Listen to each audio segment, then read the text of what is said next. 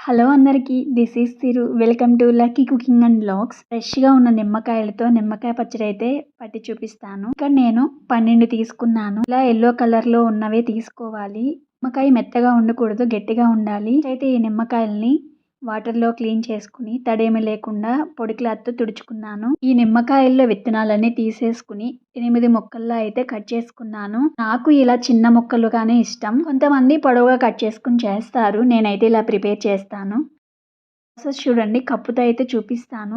ఇక్కడ ఈ కప్పు నిండుగా తీసుకున్నాను నేనైతే. 3 కప్స్ అయితే వచ్చినాయి. ఒక బౌల్‌లోకి వేసుకున్నాను. ఈ కప్పుతో అయితే కొలత తీసుకున్నాను. అదే కప్పుతో పావు కప్పు కల్లుప్పు తీసుకున్నాను. మేమైతే ఈ ఉప్పుని కల్లుప్పే అంటాం. కొందరైతే రాళ్ళుప్పు అంటారు. ఇంకా 1 స్పూన్ పసుపు, విత్తనాలు తీసేసిన నిమ్మరసం ముప్పావు కప్పు తీసుకున్నాను. నాకు సరిపోయింది. సరిపోదనుకుంటే ముక్కలు నిండుగా నిమ్మరసం అయితే నిమ్మకాయ ముక్కలు, పసుపు, ఉప్పు, రసం కలిసేలా ఒకసారి తిప్పుకున్నాను. ఆ తర్వాత లిడ్ పెట్టుకుని 10 డేస్ అయితే పక్కన పెట్టేశాను. కానీ రోజు తిప్పుతూ ఉండాలి ఒక్కసారైనా. ఇక్కడ 10 డేస్ తర్వాత అయితే చూపిస్తున్నాను. ఉప్పు సరిపోకపోతే ముక్కలు బూజొచ్చేస్తాయి. చూసి వేసుకోండి.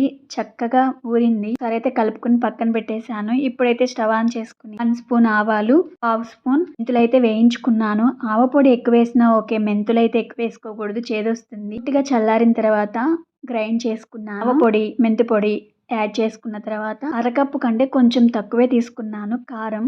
పచ్చళ్ళ కారం అని అమ్మ పంపిస్తుంది. యాడ్ చేసుకుని మొత్తం అంతా కలిసేలా తిప్పేసుకున్నాను. ఇప్పుడు తాలింపు అయితే పెడుతున్నాను. స్టవ్ ఆన్ చేసుకుని కడాయిలో కప్పు శనగ నూనె అయితే తీసుకోవాలి. ఆవాలు, జీలకర్ర, ఇలా ఎండుమిర్చి తీసుకున్నాను. కరివేపాకు కూడా యాడ్ చేసుకోవచ్చు. తాలింపు వేయించుకున్నాక పూర్తిగా చల్లారిన తర్వాత కారం కలిపిన ఈ నిమ్మకాయ పచ్చడిలోకి యాడ్ చేసుకోవాలి.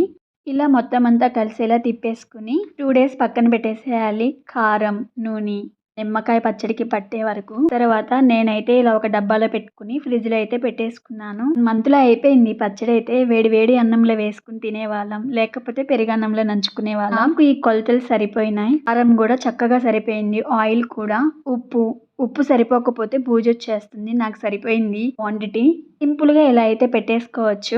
బాక్స్‌లో పెట్టిన తర్వాత మా వారైతే కొంచెం అన్నం కలపమన్నారు. వేడి వేడి అన్నం కలిపేసాను. చెయ్యి కాలుతున్నా కూడా పుల్లగా చాలా బాగుంది. పెరుగన్నంలో నంచుకుంటున్నా కూడా చాలా బాగుంటుంది నిమ్మకాయ పచ్చడి. ఫీవర్ వచ్చినప్పుడు, హెల్త్ బాగాలేనప్పుడు నాలుక రుచి కోరుకుంటుంది. పుల్లగా తినాలనిపిస్తుంది. అలాంటప్పుడు ఈ నిమ్మకాయ బద్ద వేసుకుని తింటే చాలా బాగుంటుంది కదా. ఎందుకు ఆలస్యం, మీరు ట్రై చేయాలనుకుంటే ఈ ప్రాసెస్‌లో ఒకసారి ట్రై చేయండి. అలాగే నచ్చితే లైక్ చేయండి, సబ్స్క్రైబ్ చేయండి. Thank you.